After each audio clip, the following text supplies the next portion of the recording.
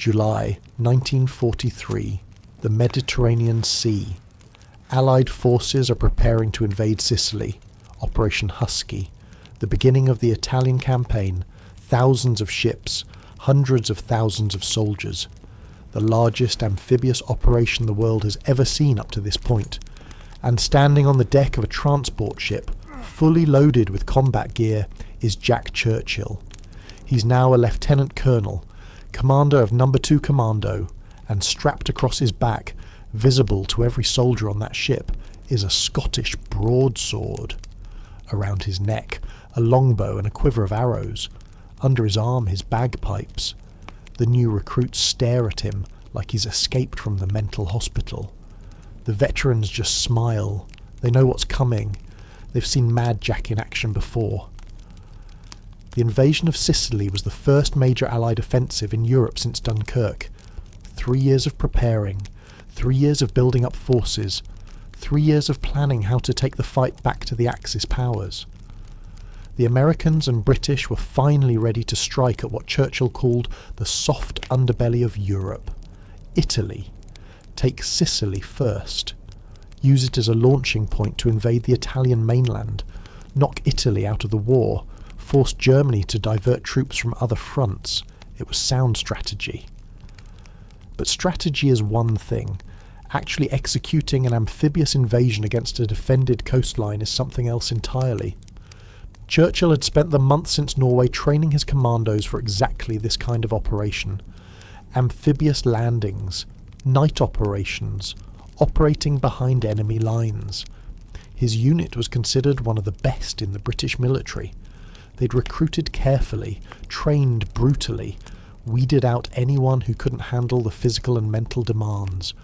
What remained was a group of absolutely lethal soldiers who trusted each other completely, and they trusted their commander even though he was clearly insane, or maybe because he was clearly insane. It's hard to worry about your own safety when your commanding officer is treating the war like it's the adventure of a lifetime. The landing in Sicily went better than expected. The Italian defenders weren't particularly motivated. Many of them surrendered without much fighting. The Germans put up stiffer resistance, but they were outnumbered and couldn't hold the beaches.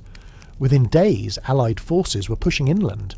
Churchill and No. 2 Commando were in the thick of it, moving fast, hitting German positions, capturing key terrain. This was what commandos did best. Not holding ground, not digging in, moving, attacking, creating chaos.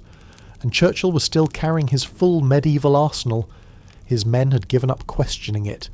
They'd seen him use the sword in close quarters. They'd heard him play the pipes before attacks. One of the commandos later wrote in his diary that watching their colonel march through Sicily with a broadsword was the most surreal experience of the war. Here they were in 1943 with tanks and artillery and aircraft overhead, and their commander looked like he was heading to Bannockburn in 1314. But nobody laughed, because they'd all seen what happened to German soldiers who underestimated Mad Jack Churchill.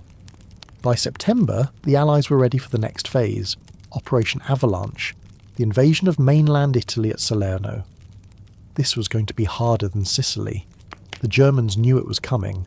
They'd reinforced the area, set up defensive positions in the hills overlooking the beaches, positioned artillery to cover every approach. The Allies were going to have to fight for every yard of beach, every foot of elevation. It was going to be bloody. No. 2 Commando was assigned a critical mission. There were hills overlooking the western side of Salerno Bay. German observation posts on those hills were directing artillery fire onto the beaches. Allied forces were getting hammered. Ships were being hit. Landing craft were being destroyed. The Germans could see everything from those hills. They needed to be taken out. And that job fell to Churchill and his commandos. Take the hills, eliminate the observation posts, stop the artillery fire, simple mission. Except the hills were heavily defended. German infantry dug in. Machine gun positions, mortars, and the terrain was a nightmare. Steep slopes, rocky ground, terraced vineyards that created natural defensive positions every 50 yards. Churchill studied the terrain and came up with a plan that everyone thought was crazy. Most commanders would have attacked during the day with air and artillery support, overwhelming firepower. Churchill decided to attack at night, with no artillery preparation, no air support, just his commandos moving silently up the hills in the dark. 6 columns advancing parallel to each other, and to make sure the columns didn't lose contact with each other in the darkness, he ordered them to yell "Commando" every 5 minutes. Yes, stealth assault, in the dark. While yelling at the top of their lungs, this was peak Mad Jack Churchill planning. But there was method to the madness. The Germans were expecting a conventional attack, daytime assault with lots of supporting fire. Churchill was going to do the opposite. Hit them at night when they were tired and scared. The yelling would confuse them. They'd think the British force was much larger than it actually was. Voices coming from multiple directions. Can't see the enemy. Don't know how many there are. That's fear. That's psychological warfare. Make the enemy's imagination work against them. The assault launched just after midnight on September 10th. Churchill led from the front as always. He was positioned between the 3rd and 4th columns, close enough to control both. The commandos moved up the terraced hillsides in complete darkness. Rocky terrain. Grapevines catching on equipment. Every few minutes the shout went up. "Commando?" The word echoed across the hillside from 6 different positions. The Germans in their positions heard these shouts and panicked. How many British were out there? Where were they coming from? What kind of unit announces itself like that? The psychological effect was exactly what Churchill wanted. The first German positions fell quickly, surprised in the dark, overwhelmed before they could mount effective resistance. The commandos cleared each terrace systematically, moving fast, using grenades and close-quarters weapons. The sword came out. Churchill was using it to direct his men and to fight when things got close, and things got very close. This was knife-fighting distance combat, no room for rifles, hand-to-hand in the dark. Exactly the kind of fighting where a sword is actually useful. You can thrust with it, slash with it, use it to block. It doesn't run out of ammunition, and it's absolutely terrifying to face. By dawn, No. 2 Commando had taken their objectives. The observation posts were destroyed. The German artillery fire slackened because they couldn't see their targets anymore. Allied forces on the beaches got a respite. The mission was a success. Churchill's men had captured over 60 prisoners and inflicted heavy casualties on the German defenders. But Churchill wasn't done. He'd heard intelligence reports about a German position outside a small town called Melina. An observation post controlling the pass that led down to the beaches. It needed to be taken out, and Churchill decided he was going to do it himself. He called over his corporal, a tough Scottish soldier named Ruffle. Good man. Reliable. Churchill explained what he wanted to do. Sneak into the town, find the observation post, take it out. Just the 2 of them. Ruffle looked at his commanding officer like he'd finally lost his mind completely. "Sir," he said, "there's a whole German garrison in that town." Churchill smiled. "I know," he said. "That's why we're going at night. They won't be expecting just 2 men. Now are you coming or not?" Ruffle sighed. He'd known Churchill long enough to know there was no talking him out of this. "Yes, sir," he said. "I'm coming." They left after dark. 2 men, moving through enemy territory, heading toward a town full of German soldiers. Churchill had his sword, Ruffle had his rifle and knife. That was it. No support, no backup plan, no extraction if things went wrong. This was either going to be the most brilliant special operation of the war, or the stupidest way 2 soldiers ever got themselves killed. Churchill was betting on brilliant. They approached Melina carefully. The town was dark, blackout conditions, good for them. They could hear German voices, soldiers talking, someone laughing, normal garrison sounds. The Germans weren't on high alert. They didn't think the British would be this far inland this fast. Churchill and Ruffle moved through the streets like ghosts, staying in shadows, avoiding the main roads. Churchill had memorised the layout from maps. He knew roughly where the observation post should be. They just had to find it without being spotted by several hundred German soldiers. They found it on a hilltop on the edge of town. Stone building, reinforced, radio antenna on the roof. That was it. And standing outside, a German mortar crew.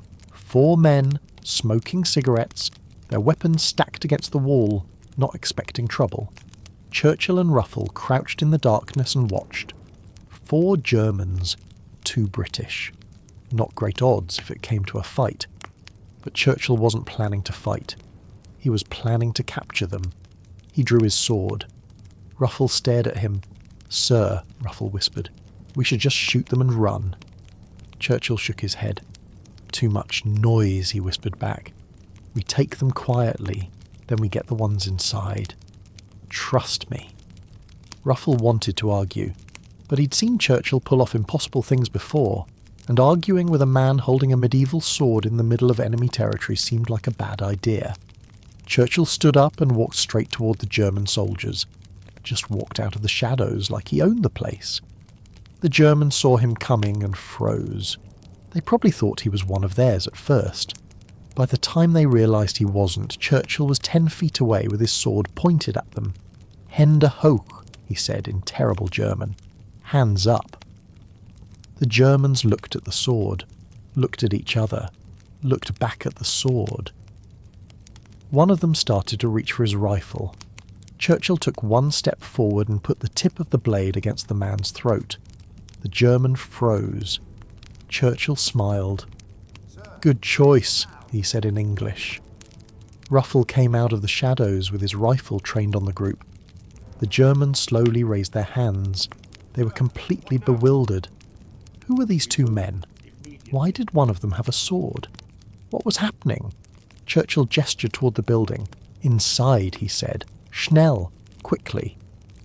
The Germans moved toward the door. Churchill followed them, sword still ready. Ruffle covered the rear. This was insane. They were walking into a German position, outnumbered, with only a sword and a rifle. If this went wrong, they were both dead. Inside the building, more Germans. The observation post crew, maps on the walls, radio equipment, maybe 8 more soldiers. They looked up as the door opened, saw their comrades coming in with hands raised, saw the British officer behind them with a sword. For about 3 seconds, nobody moved. Everyone was trying to process what they were seeing. Then Churchill barked an order. "Everyone on the floor! Now!" He didn't speak German well, but apparently he said it with enough authority that the Germans obeyed. They dropped to the floor, hands behind their heads. Churchill and Ruffle now had 12 prisoners, in a building, in the middle of a German-held town, with no backup, no way to call for help, and no clear plan for getting out. Ruffle was sweating. "Sir," he said quietly, "what now?" Churchill was searching the Germans, taking their weapons, tossing rifles and pistols into a corner. "Now," he said cheerfully, "we see how many more we can get." They left Ruffle guarding the prisoners, and Churchill went back outside, alone, with his sword. He moved through the town looking for more German positions, found a machine gun nest, 3 soldiers. Churchill walked up behind them and put his sword against the back of the gunner's neck. The man went rigid. Churchill's German was limited, but he knew the important words: surrender. The gunner called to his companions. They turned, saw the sword, looked at each other, surrendered. Churchill marched them back to the observation post. 15 prisoners now. He did this 4 more times. Found German positions, walked up with his sword, made them surrender. Each time the Germans were so shocked by the sight of a British officer with a medieval weapon that they just gave up. They thought they were surrounded. Thought this must be the advance element of a much larger force. Why else would this man be so confident? Churchill was counting on that assumption. He was counting on them being confused and scared enough that they wouldn't think clearly. By the time he was done, Churchill and Ruffle had captured 42 German soldiers. 42, including a complete mortar squad with all their equipment. 2 men had infiltrated a German-held town and captured a force 20 times their size, and they'd done it primarily with a sword. Churchill organised his prisoners, made them carry their own weapons with the bolts removed, made them carry their own ammunition, made the wounded ride in a cart. Then he and Ruffle marched this entire group back through the German lines to British positions. Picture this scene. It's just before dawn. British soldiers in their positions overlooking Salerno. They're exhausted from fighting, waiting for the Germans to counterattack, and out of the darkness comes a column of people. They raise their weapons, ready to fire. Then they realise what they're seeing. German soldiers, dozens of them, carrying weapons, pushing a cart, and at the front of this column, one British officer with a sword and one corporal with a rifle. The British soldiers just stared. What in the name of God was happening? Churchill marched his prisoners into the British lines and handed them over to the intelligence officers. 42 prisoners, he reported. 1 observation post destroyed. 1 mortar crew captured intact. Mission accomplished. The intelligence officers couldn't believe it. How did you do this? Churchill shrugged. I asked them politely, he said. With this. He held up his sword. The intelligence officers looked at each other. They'd heard the stories about Mad Jack. They hadn't believed them. Now they believed. Churchill later said the march back reminded him of the Napoleonic Wars, a column of prisoners trudging through the night, wounded in carts, captors and captured mixed together. It was something out of 1815, not 1943. But it had worked. His unconventional approach had worked. The sword had worked. The sheer audacity had worked. Because the Germans couldn't conceive that 2 men would be crazy enough to try what Churchill had just done. Their assumptions about how warfare worked had been turned against them. The captured mortar crew provided valuable intelligence, troop positions, defensive plans, communication codes, the kind of information that saves lives. The British commanders were ecstatic. This was exactly what commando operations were supposed to achieve. Small forces, high impact, disproportionate results, and Churchill had done it in the most Churchill way possible, with a sword and sheer insanity.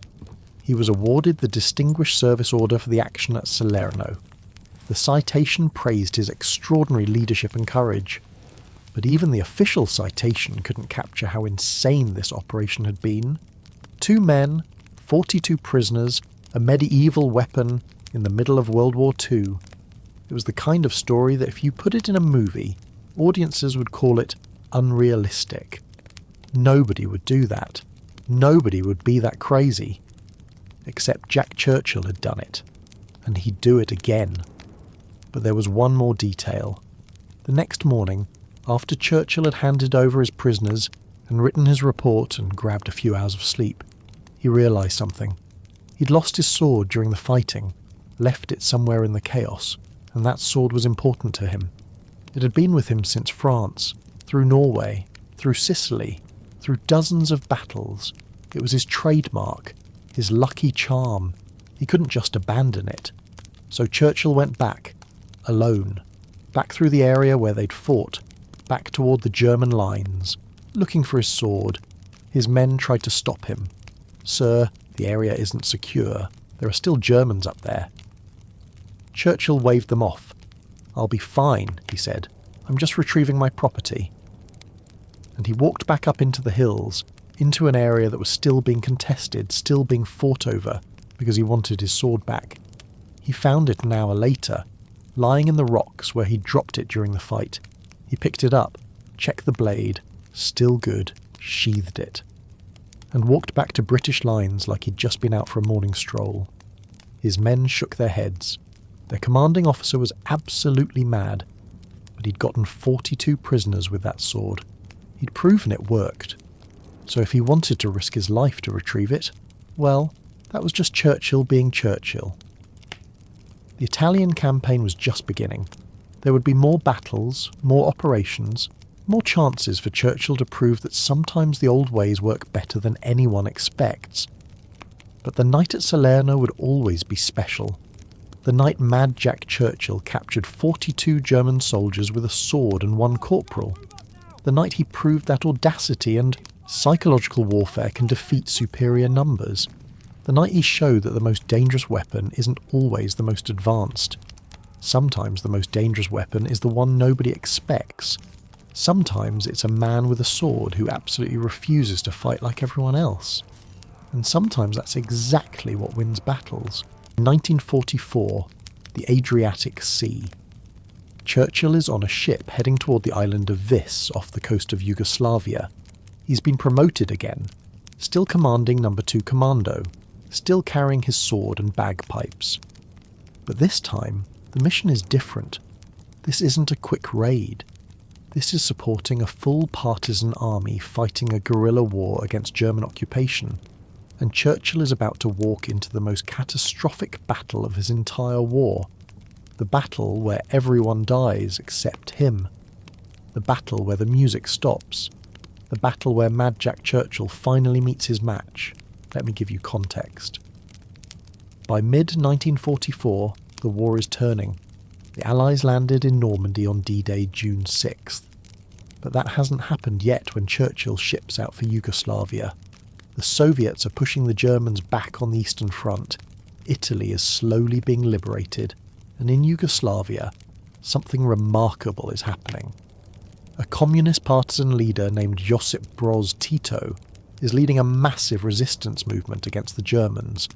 Tens of thousands of fighters, controlling significant territory, tying down entire German divisions that could be fighting elsewhere. The British want to support these partisans, keep the Germans occupied, create more chaos behind enemy lines.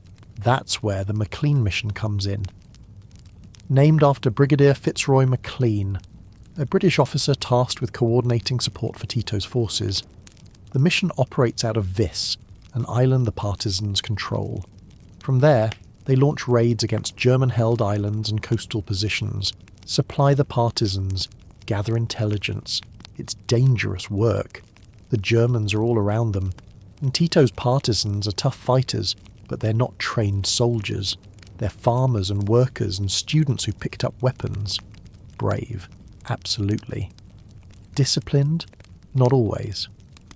Churchill arrives on Vis in early May. He immediately starts planning operations. There's a German-held island called Brač. Strategic location. Good harbour. The Germans use it to move supplies and troops. If the partisans could take Brač, it would disrupt German logistics significantly. Churchill is ordered to plan and execute a raid on the island. He's given a mixed force. 43 Commando, a troop from 40 Commando and 1,500 Yugoslav partisans. It's a huge operation by Commando standards, more than 1,500 fighters total, against a German garrison that intelligence estimates at maybe 200 soldiers.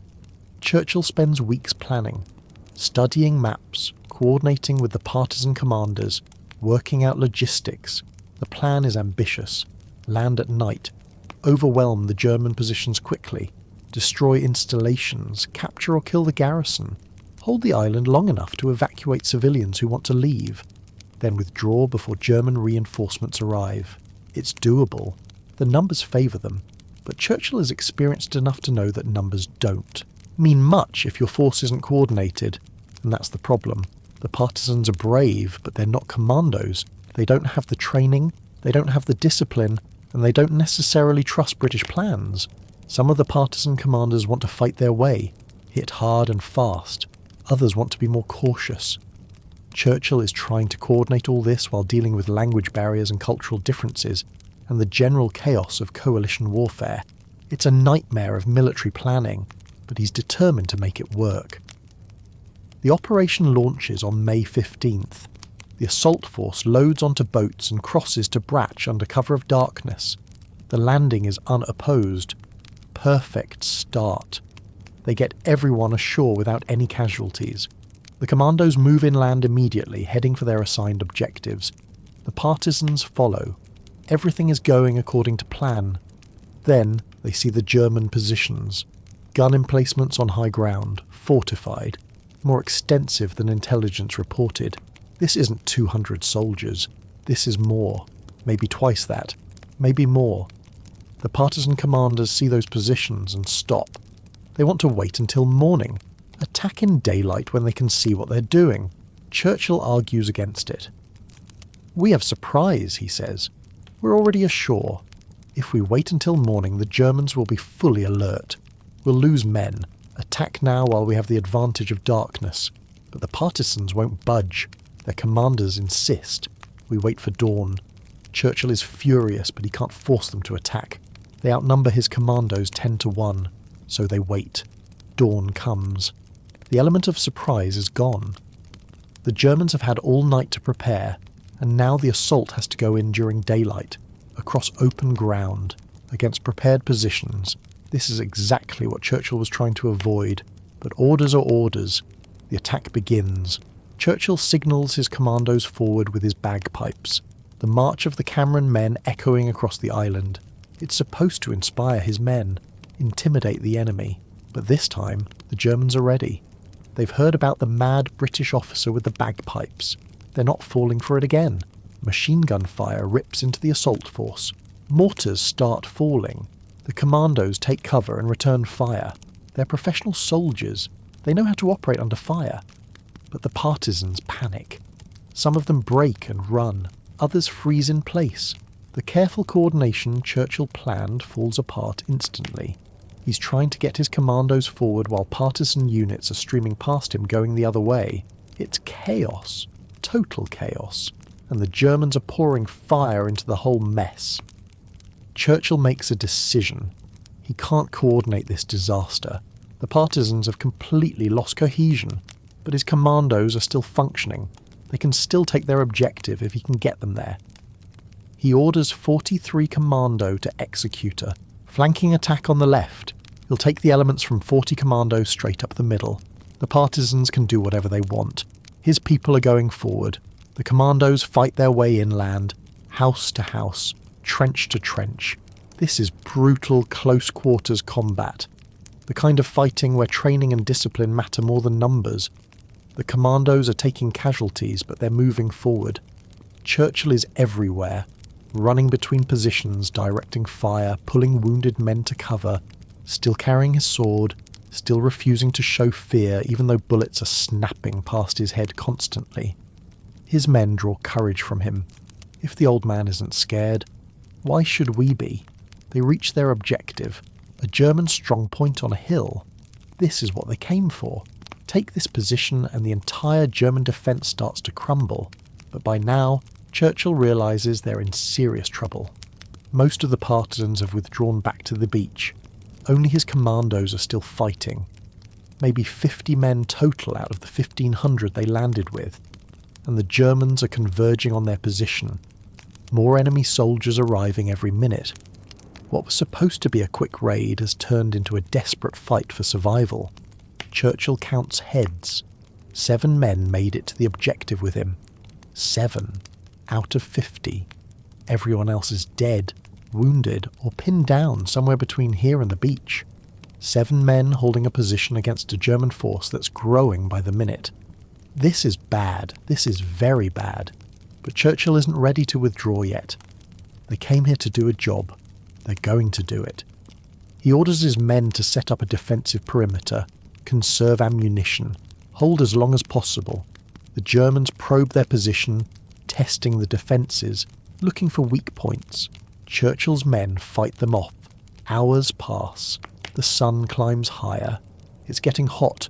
They're running low on ammunition, running low on water, and the Germans are getting braver, closing in. Churchill knows they can't hold much longer. He needs to make a decision. Stay and die, or withdraw and save what's left of his force. Every military instinct says withdraw, tactical retreat. Preserve your men for the next fight. But Churchill has never retreated in his life. He doesn't know how. Then the mortars start falling. German mortar crews have finally gotten their range. Shells dropping right on top of Churchill's position. The explosions are deafening. Shrapnel shredding everything. Men screaming. Churchill is crouched behind a low wall playing his bagpipes. Yes, under mortar fire. Playing Will Ye No Come Back Again. A Scottish tune about soldiers who died and never returned home. It's absolutely surreal. His men are fighting and dying, and their commanding officer is playing funeral music while bombs fall around them. One of the commandos yells at him, "Sir, we need to go. Now." Churchill keeps playing. The man thinks his commander has finally lost his mind. Completely. Another mortar round hits. Closer this time. The explosion throws dirt and rocks everywhere. One of Churchill's men goes down, then another. Churchill stops playing and looks around. 5 men left now. No, 4. Another one isn't moving. This is it. This is where the luck runs out. A mortar shell lands directly in their position. The explosion is massive, shrapnel in all directions. Churchill feels the blast wave hit him like a physical force. He's thrown backwards. His bagpipes are torn out of his hands. He hits the ground hard. Can't breathe. Can't hear. Everything is muffled and distant. He tries to get up. Can't. Something's wrong. He looks down. Blood. A lot of blood. He can't tell if it's his or someone else's. He looks around for his men. They're not moving. None of them. All 6 commandos are dead or dying. He's the only one left. Churchill reaches for his sword. It's still strapped to his belt. If he's going to die, he's going to die fighting. He gets to his knees. Then he hears them. Germans. Running toward the position. Yelling orders. Coming to finish the job. Churchill tries to stand. The world spins. He's hurt worse than he thought. Probably concussion from the blast. Maybe shrapnel wounds. Hard to tell. Everything is confused. He reaches for his sword again, grabs the handle, draws it halfway out of the sheath. Then something explodes right next to him. Grenade. German stick grenade. The concussion hits him like a hammer. His vision goes white, then black, then nothing. He's unconscious before he hits the ground. The last thing he hears is German voices, shouting, getting closer, then silence. When Churchill wakes up, he's face down in the dirt. His hands are tied behind his back. His sword is gone. His bagpipes are gone. His weapons are gone. German soldiers are standing over him, talking in quick, nervous German. One of them kicks him in the ribs. Not hard, just checking if he's really awake. Churchill groans, tries to move. Can't. Everything hurts. His head feels like it's splitting open. Blood in his eyes. Can't see clearly. This is it. This is capture. After 5 years of war, after dozens of operations, after surviving France and Norway and Sicily and Italy, he finally got caught. The Germans search him. Take his identification papers. One of them finds something interesting. Churchill. The name Churchill. They start talking excitedly. Is this him? Could this be related to Winston Churchill, the Prime Minister's family? They need to get this prisoner to command immediately. This could be important. Churchill wants to laugh, but his jaw hurts too much. They think he's related to Winston. He's not. No family connection at all. Just the same last name. But if they want to think that, fine. Maybe it'll keep him alive long enough to escape. They drag him to his feet. He can barely stand. 2 soldiers have to hold him upright. They march him down from the hilltop, past the bodies of his men, past the destroyed German positions, past the evidence of the battle. The partisans are long gone, withdrawn back to Vis. The commandos who didn't make it to the objective are probably dead or captured too. Churchill is alone now, prisoner of war. Everything he's fought for, everything he's risked, and it ends here, on this miserable island. Because the partisans wouldn't attack when he said to attack. Because the coordination failed. Because sometimes luck runs out. They put him on a truck, drive him to the harbour, load him onto a boat. He's going to the mainland, to a prison camp probably, or to a firing squad if they realise he's not related to Winston. Either way, his war is over. Mad Jack Churchill. The officer who fought with medieval weapons. The man who captured 42 prisoners with a sword. The bagpiper who played music in the middle of battles. Defeated. Not by superior tactics. not by better soldiers, but by bad intelligence, poor coordination, and a mortar shell at exactly the wrong moment. The boat pulls away from Bratch. Churchill sits in the hold, hands still tied, blood still dripping from various wounds. He's thinking about his men, the 6 who died on that hilltop, the others scattered across the island. He's thinking about the mission failure. The Germans still hold the island. Nothing was accomplished. All those casualties for nothing.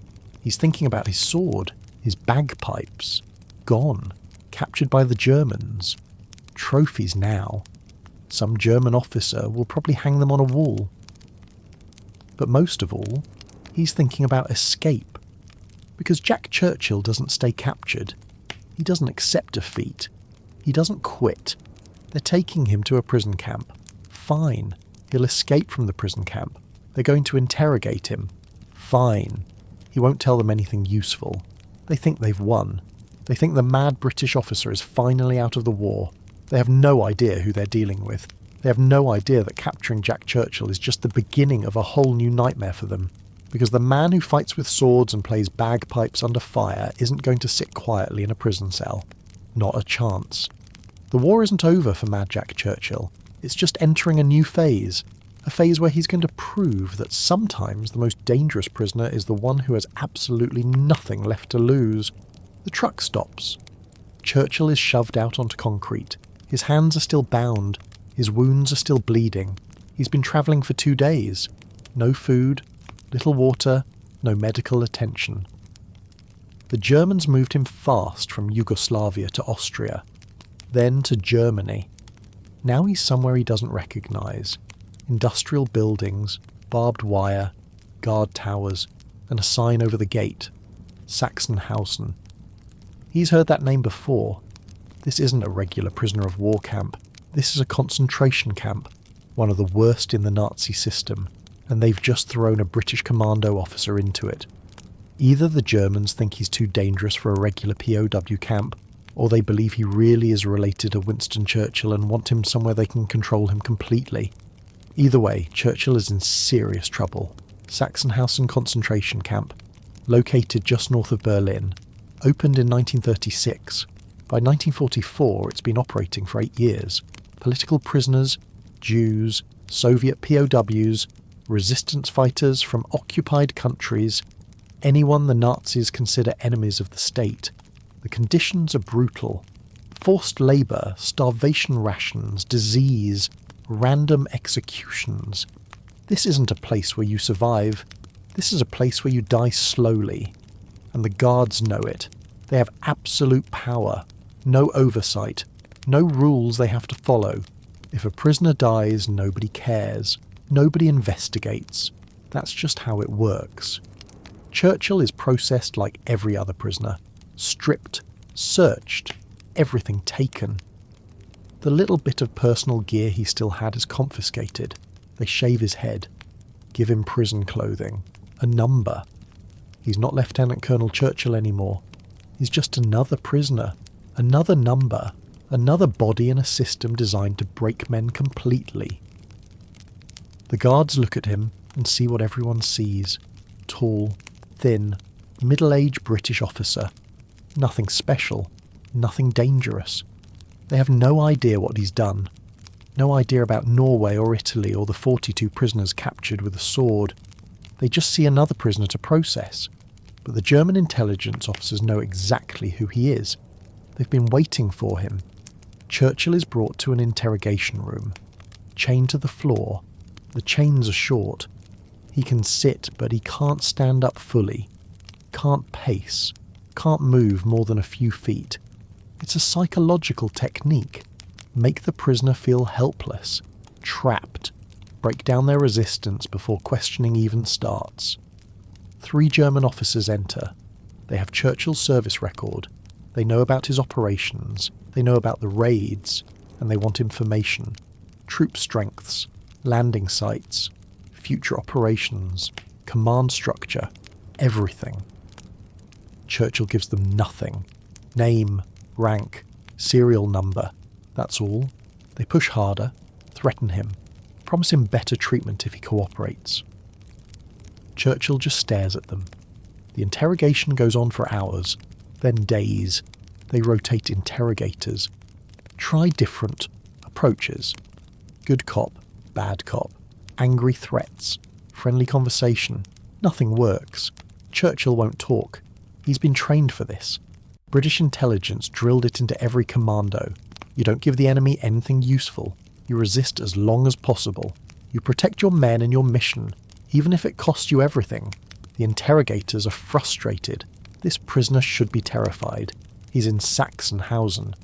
He knows what that means. He knows people die here every day, but he's not scared. Or if he is, he's hiding it perfectly. They try a new approach. They tell him they think he's related to Winston Churchill, the Prime Minister's family. That's why he's getting special treatment. That's why he's being interrogated instead of just shot. Churchill almost laughs. He's not related to Winston, not even distant cousins, just the same common last name. But if the Germans want to believe he's important, that's fine with him. Important prisoners don't get executed as quickly. After 2 weeks of interrogation, the Germans give up. They're not getting anything from him. They send him to the main camp. Regular prisoner now. Work details, starvation rations, the full Sachsenhausen experience. And this is where Churchill starts planning his escape. Because he's not staying here. Not a chance. He studies the camp layout, watches the guards, notes their routines, when they change shifts, where they're most alert, where they slack off. He's doing reconnaissance like he's planning a commando raid. Because that's exactly what he's planning. A one-man raid. Breaking out of one of the most secure concentration camps in Nazi Germany. The other prisoners think he's crazy. Nobody escapes from Sachsenhausen. It's impossible. The guards shoot anyone who tries. The barbed wire is electrified. Guard towers everywhere. Dogs. Searchlights. Even if you got over the fence, you're in the middle of Germany. Hundreds of miles from any Allied lines. No papers, no money, no civilian clothes. You'd be caught in hours. Better to just keep your head down, do your work, hope you survive until the war ends. That's the smart play. Churchill isn't interested in the smart play. He's interested in getting out. September 1944, 4 months after his capture. Churchill has been watching and waiting, learning the patterns. And tonight something unusual happens. There's a power failure, not a planned blackout. An actual failure. Maybe a generator broke down. Maybe Allied bombing damaged the electrical grid. Doesn't matter. The searchlights go out. The electrified fence goes dead. For maybe 10 minutes, Sachsenhausen is dark. The guards are scrambling, trying to get backup power online, shouting orders, confused. And in that 10 minutes of confusion, Jack Churchill makes his move. He's been loosening boards in his barracks for weeks, working at them every night. Tiny movements, careful not to make noise. Tonight those boards come free. He slips out of the barracks, stays low, moves fast. The fence is 30 yards away. No electricity, but the guards are still there. He can hear them yelling, sees flashlight beams sweeping around randomly. They're not organised yet, still reacting. This is his window. He runs for the fence. The barbed wire tears his prison clothes, cuts his hands, his arms. He doesn't care. He's over the fence in seconds. Drops to the ground on the outside, free side. He's out. He's actually out of Sachsenhausen. Now, he just has to get away before they realise he's gone. Before the lights come back on. Before the dogs are released. He runs into the woods beyond the camp, running blind in darkness. Branches hitting his face. Roots trying to trip him. He doesn't care. He's free. After 4 months in hell, he's free. He runs for hours, puts as much distance between himself and the camp as possible. By dawn, he's miles away, exhausted, bleeding from dozens of cuts. His prison clothes are torn to shreds. He has no food, no water, no plan beyond getting away, but he's alive and free. That's enough for now. He finds a stream, drinks, washes some of the blood off. Then he starts walking south, toward Allied lines, toward freedom.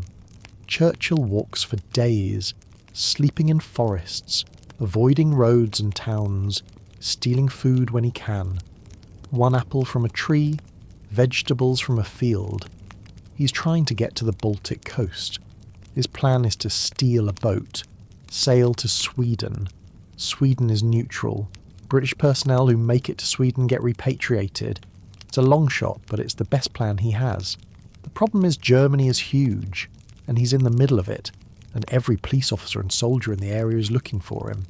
Escaped prisoners don't get far, especially British officers who speak terrible German. He makes it about 125 miles, walking at night, hiding during the day, living on whatever he can scavenge. His body is breaking down. The wounds from Bratsch never healed properly. The cuts from the fence are infected. He's malnourished from months in Sachsenhausen, plus days of near starvation during the escape. He's running on pure willpower now. Nothing else left, just the absolute refusal to give up. The determination that's kept him alive through 5 years of war.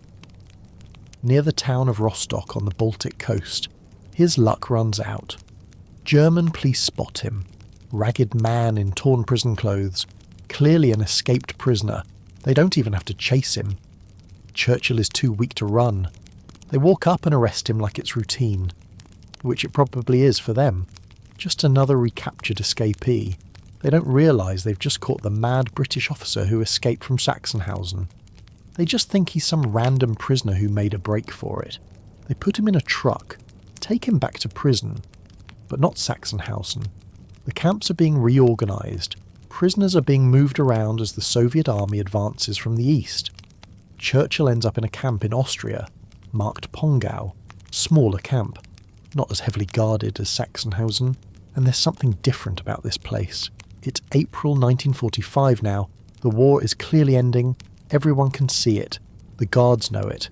The camp administrators know it. Germany is collapsing. The question isn't if Germany will lose, it's when. And what happens to everyone when it does. The camp guards are nervous. Some of them are talking about what Allied forces will do when they capture concentration camp personnel. There are rumours about war crimes trials, executions.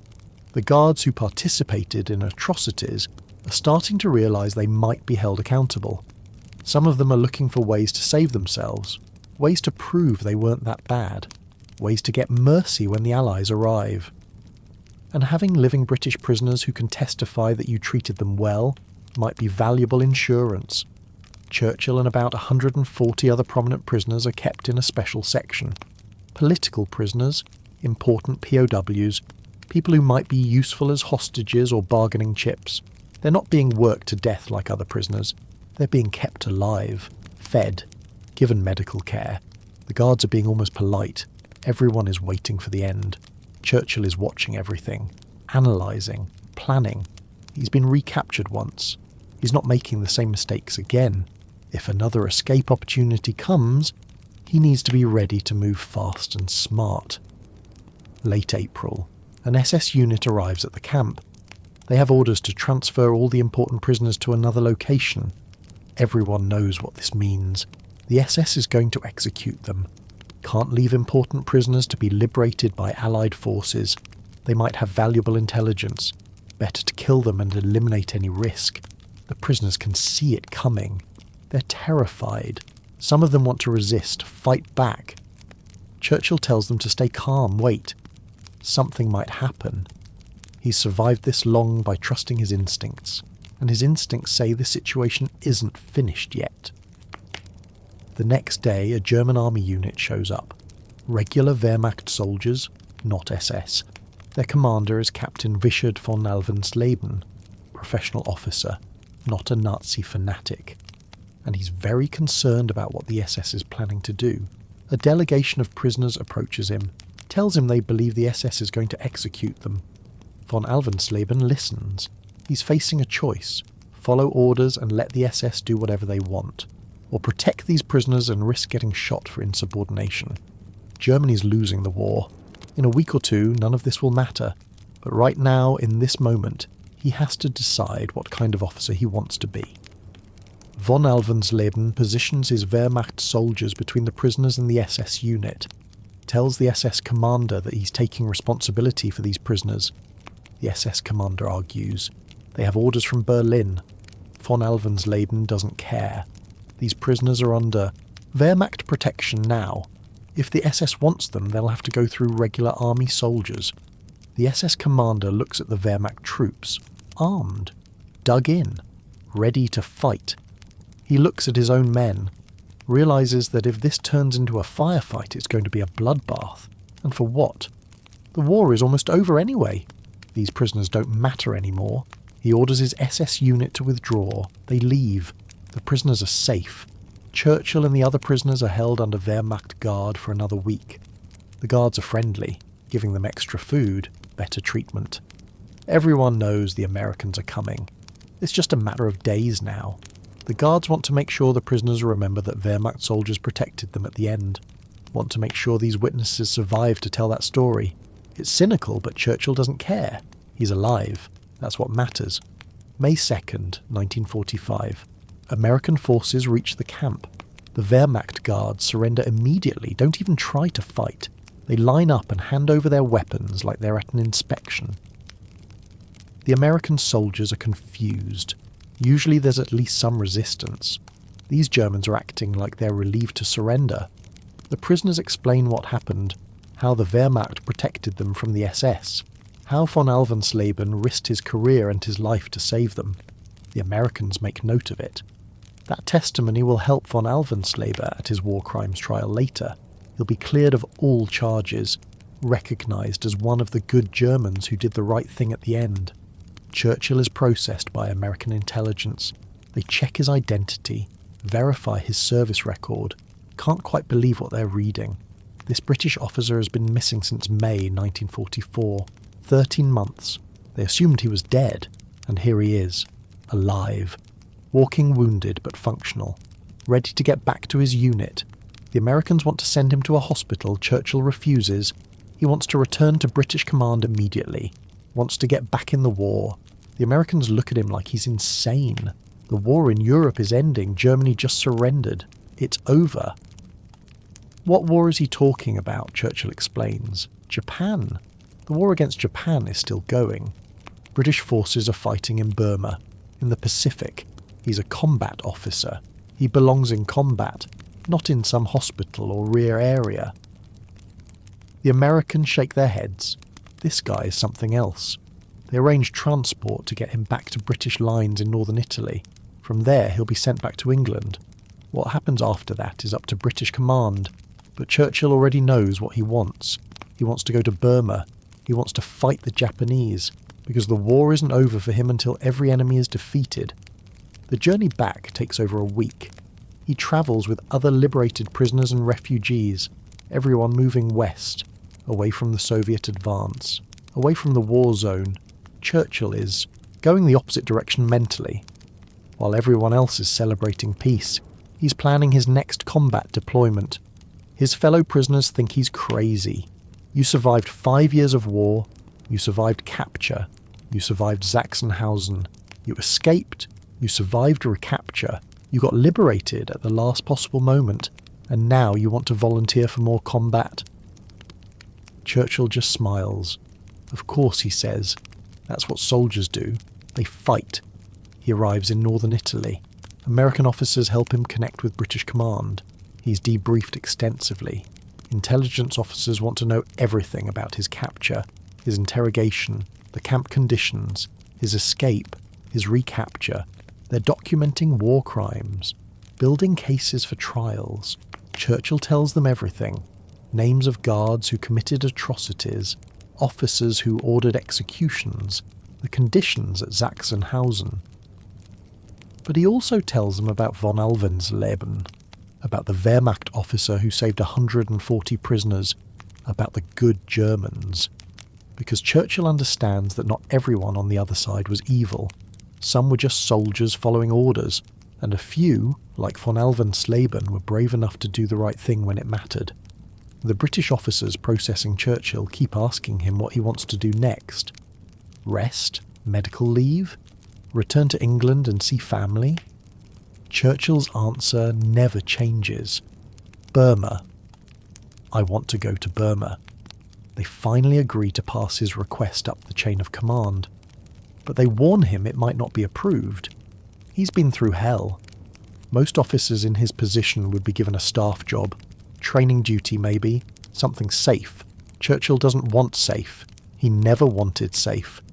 But we'll get to Burma in the next section. Right now, what matters is this. Jack Churchill survived. Against impossible odds. Against everything the Nazi system could throw at him. He was captured in battle, interrogated by the Gestapo, imprisoned in Sachsenhausen. He escaped. He survived for days behind enemy lines. He was recaptured. He survived months in Austrian camps. He was nearly executed by the SS. And he walked away from all of it. Most men would be broken by that experience, traumatized, unable to function. Churchill came out of it ready to fight again. Ready for the next battle, the next mission. That's what makes him different. That's what makes him Mad Jack. Not that he carried swords and played bagpipes, but that nothing could stop him. Nothing could break him. You could capture him, but you couldn't defeat him. You could imprison him, but you couldn't control him. The Germans thought they'd eliminated a dangerous British officer. They thought they'd taken him out of the war. They had no idea they'd just made him angrier, just made him more determined, just given him 13 months to think about what he was going to do when he got free. And now he was free, back with Allied forces, back in the war, and the Germans should be grateful. They surrendered when they did, because if the war in Europe had lasted a few more months, Mad Jack Churchill would have been back in action, back with his commandos, back with a sword and bagpipes, coming for them. Again. May 1945, Churchill is back in England. First time he's been home in over a year. London is celebrating VE Day, victory in Europe. The war against Germany is over. Street parties everywhere. People dancing, singing, crying with relief. 6 years of war. 6 years of bombing and rationing and fear. Finally over. Churchill walks through the celebrations like he's in a different world. Everyone around him is celebrating peace. He's thinking about the next war because Japan is still fighting, and Jack Churchill is not done yet. British command doesn't know what to do with him. On paper, he's a hero. 2 distinguished service orders, Military Cross and Bar, survived capture and imprisonment. Escaped from Sachsenhausen. Any other officer would be given a medal ceremony, a promotion, and a comfortable staff job for the rest of his career. But Churchill is demanding combat assignment. He wants to go to Burma immediately, join the 14th Army fighting the Japanese in Southeast Asia. The staff officers look at his service record and his medical reports. This man should be in a hospital, physically and mentally exhausted, malnourished from months of imprisonment, infected wounds that never healed properly. He needs rest, recovery, time to process what he's been through. Churchill doesn't care about any of that. Every day he spends in England is a day he's not fighting, and there's still an enemy to fight, the Japanese Empire, still controlling huge portions of Asia, still fighting desperately. The war in Burma is brutal, jungle warfare, disease, monsoons, fanatical Japanese soldiers who refuse to surrender. It's a meat grinder. Most officers are trying to avoid that assignment. Churchill is volunteering for it. The staff officers finally give up arguing with him. Fine. You want Burma? You can have Burma. They cut orders sending him to Southeast Asia Command. He leaves England in early June, while everyone else is celebrating peace. Mad Jack Churchill is heading back to war. The journey to Burma takes weeks. Ship to India first, then overland to the Burmese front. By the time Churchill arrives at 14th Army headquarters in July, the strategic situation has changed dramatically. The Japanese are in full retreat. British and Indian forces have liberated most of Burma. The Japanese army is shattered, running for the Thai border, still fighting but no longer able to mount effective resistance. It's pursuit operations now, chasing down scattered enemy units. Not the large-scale battles Churchill was expecting. He's assigned to a unit conducting operations in the Burmese highlands, mopping up Japanese holdouts, securing territory. His men are tired. They've been fighting in Burma for years, dealing with the heat and the jungle and the diseases and an enemy that never quits. They've heard rumours about their new commanding officer, the guy who fought with swords, who played bagpipes in battle, who escaped from a concentration camp. They're not sure what to make of it. Sounds like propaganda, exaggerated stories to boost morale. Then Churchill shows up carrying his sword and bagpipes and they realise the stories are true. Their new commander really is completely insane, but Churchill doesn't get his big combat operation, doesn't get his chance to lead men against the Japanese, because on August 6th, 1945, everything changes. An American B-29 bomber drops an atomic bomb on Hiroshima. 3 days later, another atomic bomb hits Nagasaki. On August 15th, Emperor Hirohito announces Japan's surrender. The war is over. Actually over. No more enemies to fight. No more battles. No more operations. World War II, the largest conflict in human history, is finished. Churchill is in Burma when he gets the news. Japan has surrendered. His men are celebrating, hugging each other, some of them crying. They survived. They're going home. The nightmare is over. Churchill stands apart from the celebration. He's not happy. He's angry, furious. He later makes a statement that becomes one of his most famous quotes. "If it wasn't for those damn Yanks, we could have kept the war going another 10 years. His men think he's joking, a dark joke about American efficiency ending the fun. But Churchill is at least half serious. He's been fighting this war since 1939, 6 years. It's all he's known, all he's done, and now it's over. What is he supposed to do now? Let's step back and analyse what makes this statement so disturbing. Churchill just spent 13 months as a prisoner, was tortured, nearly executed, escaped, and nearly died making his way across Germany. Survived conditions that killed thousands of other prisoners. Any normal person would be grateful the war ended before they had to endure more of that. But Churchill isn't normal. He's not relieved the war is over. He's disappointed. That reveals something dark at the core of his personality. The man genuinely loved war. Not in an abstract patriotic way. He loved actual combat. The danger. The chaos. The testing of himself against impossible odds. That's not heroism. That's something else. Something more complicated and troubling. Modern psychologists would probably diagnose Churchill with something. Addiction to adrenaline maybe. Inability to function in peacetime. Some kind of death wish masked as courage. But in 1945, nobody is thinking about that. The war is over, and that's all that matters. Churchill is ordered back to England along with everyone else. The British military is demobilising. Millions of men going home. The massive wartime army shrinking back to peacetime levels. Churchill doesn't want to go. He argues for staying in Asia. There's still work to do. Security operations, occupation duty, training new forces, anything to stay in uniform and stay active. Command tells him no. Come home. That's an order. So Churchill returns to England in September 1945. The country is exhausted. Victorious but broke. Cities destroyed by bombing. Economy in ruins. Rationing still in effect. Everyone is focused on rebuilding. Creating a peacetime society. Moving forward. Churchill is moving backwards. Back to a life he doesn't want. Back to a world where his skills are useless. What use is a man who's brilliant at leading commando raids when there are no more raids to lead? What value is a sword-fighting, bagpipe-playing warrior in a world at peace? But Churchill still has one more assignment. He's sent to Mandatory Palestine as second in command of the 1st Battalion, Highland Light Infantry.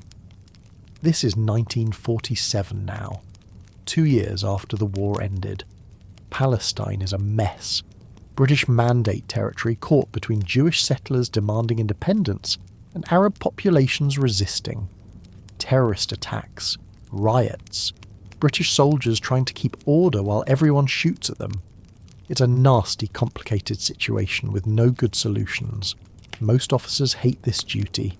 Peacekeeping with no clear mission and no support from home, Churchill approaches it the way he approaches everything, aggressively. April 1948, the Hadassah Convoy Massacre. A convoy of Jewish doctors, nurses and patients heading to Hadassah Hospital in Jerusalem is ambushed by Arab fighters. The convoy is trapped, under heavy fire, people dying. British forces in the area are ordered not to intervene. The political situation is too complicated. London doesn't want British troops taking sides, but Churchill is commanding the unit closest to the ambush. He hears the gunfire, gets reports of civilians trapped and dying, and he makes a decision. He's going in. Orders be damned. Churchill leads his men to the ambush site. They fight their way through the Arab positions, break the siege, evacuate the survivors. Approximately 500 Jewish doctors, nurses and patients are saved because Churchill ignored his orders and intervened. He's reprimanded by his superiors, told he violated protocol, created a political incident. Churchill doesn't care. People were dying. He had the ability to save them, so he saved them. That's what soldiers do. Protect the innocent. Stop the killing. Politics can sort itself out later. This incident is important because it shows that Churchill's aggression and his refusal to follow conventional thinking weren't just about fighting enemies.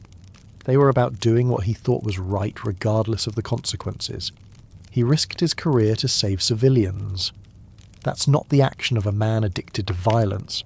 That's the action of a man with a very clear moral code. Fight hard, protect the weak, never quit. The methods might be unorthodox, the attitude might be crazy, but the core principles are solid. After Palestine, Churchill's military career winds down. He's in his early 40s now. The army is shrinking. There are fewer command positions available, and honestly, Churchill doesn't fit the peacetime military. He's too aggressive, too independent, too willing to ignore orders he thinks are wrong. That works brilliantly in wartime. In peacetime, it's just insubordination. He's given staff positions, training duty, the kind of jobs that keep him in uniform but away from anything important. He hates it, but he serves, because that's the job. 1959. Churchill retires from the British Army after 33 years of service. He's 53 years old, 2 Distinguished Service Orders, Military Cross and Bar, multiple other medals and commendations, a service record that reads like an adventure novel. He's a legend in the commando community. Stories about Mad Jack are told in every Special Forces unit in the British military. The sword, the bagpipes, the impossible captures, the escapes, all of it. He's become mythical. And now he has to figure out how to be a regular civilian. He never really succeeds at that. Churchill in retirement is restless, always looking for the next adventure. He takes up surfing, designs his own surfboard, becomes obsessed with riding the tidal bore on the River Severn. This is a wave that moves upstream during certain tides. Dangerous, unpredictable, perfect for someone who spent his entire life seeking danger. He's the first person to successfully surf the Severn Bore. Of course he is. Normal surfing on normal ocean waves would be too boring for Jack Churchill. He also gets involved with steam-powered boats on the Thames. Not modern boats, steamboats. The old technology. He loves them. Spends years restoring old vessels and piloting them between Richmond and Oxford. Again, the old ways, the historical methods. Churchill never stopped being a man out of his proper time. He should have been born in the 18th century, fighting with swords and ships of the line. Instead, he was born in the 20th century and spent his entire life trying to bring the old ways into the modern world. His family describes him as quiet at home. He didn't brag about his war service, didn't tell stories unless someone specifically asked. And even then, he downplayed his actions, made them sound routine. Just doing my job, nothing special. His son Malcolm later said that his father would happily discuss his wartime experiences over wine in the evening, but he never boasted, never made himself the hero of his own stories. He talked about his men, about the operations, about the tactical decisions, like he was analysing historical battles that happened to involve him. That's another dimension of Churchill's character that the myths often miss. He wasn't a glory-seeking individual. He was a professional soldier who happened to have very unconventional methods. The sword and bagpipes weren't gimmicks for attention. They were tools he genuinely believed were effective. The psychological warfare aspect, the disruption of enemy expectations, the morale boost for his own men. It all served a purpose, and the fact that it made him famous was almost incidental. He would have done it the same way even if nobody was watching. So what do we make of Jack Churchill? What's the final assessment of the Mad Piper of World War II? Here's what we know for certain. He was one of the most decorated British officers of the war. His tactics worked. The medieval weapons weren't just theatrical, they actually contributed to mission success. His men loved him and followed him into impossible situations because they trusted his judgment. His enemies feared him because he was unpredictable and absolutely fearless. He survived situations that killed thousands of other men, and he did it all while refusing to compromise his principles or his methods. But there's a darker side too. The man who said he wished the war could have lasted another 10 years wasn't joking. Churchill needed war. He was built for it, optimized for it, and peacetime left him adrift. That's tragic in its own way. A man so perfectly suited for his historical moment that when that moment ended he never quite found his place again. He tried. He surfed. He sailed. He raised a family. He lived a quiet life in Surrey. But you get the sense that part of him was always back in Norway or Italy or Yugoslavia, back in combat, back where everything made sense. The German soldiers who faced him probably had nightmares about the mad British officer with a sword and bagpipes, the sound of pipes echoing across a battlefield, the sight of a man charging with a medieval weapon while bullets flew around him. It's psychological warfare at its most effective. Make the enemy question their reality.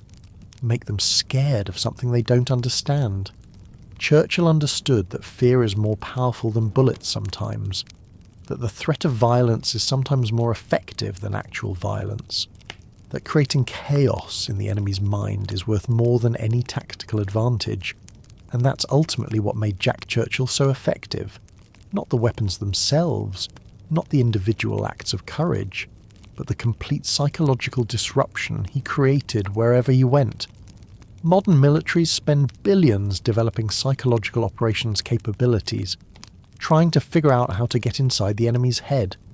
Churchill did it instinctively with a sword and a set of bagpipes. He made warfare personal again, face to face, man to man.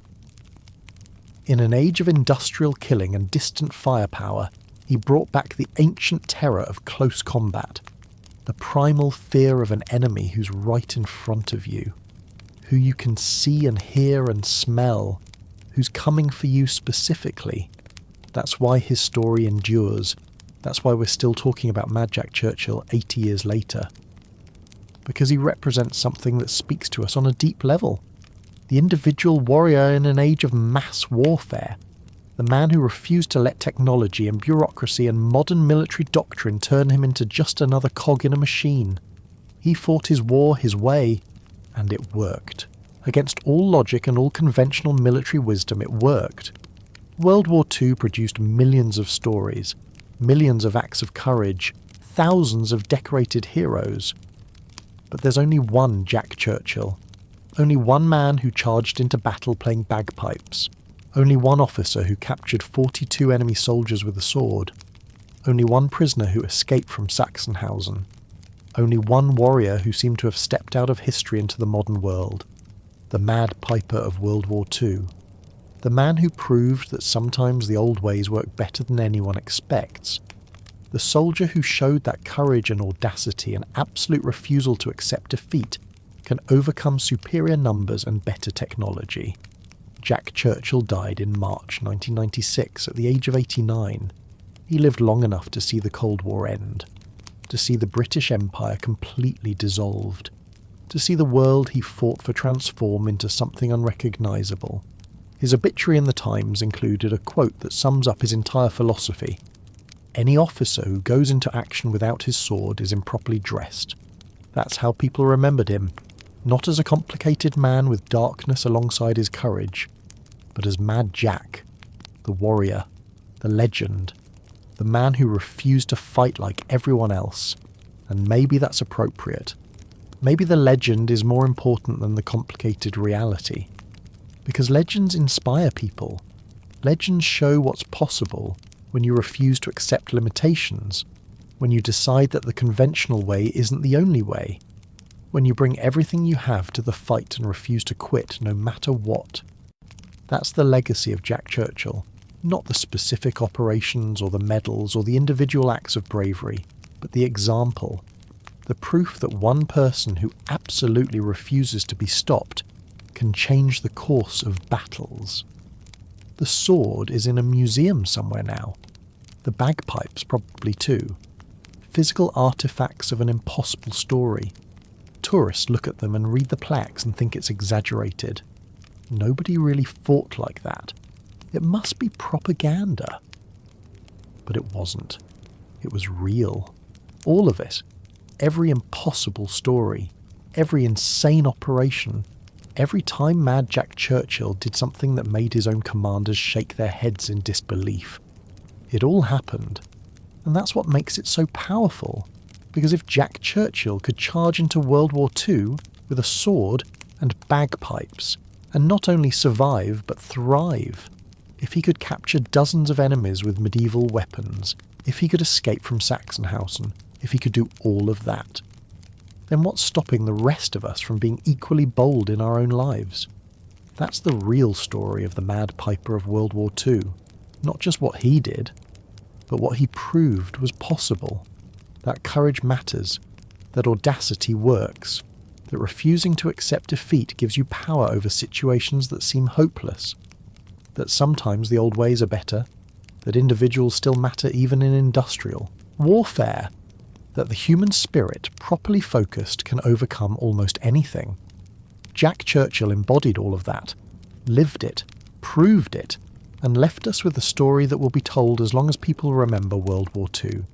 The unbelievable story of Mad Jack Churchill, the warrior who fought his war with a sword, bagpipes, and absolute fearless determination. The man who showed that sometimes madness and genius are the same thing. The legend who proved that truth really is stranger than fiction,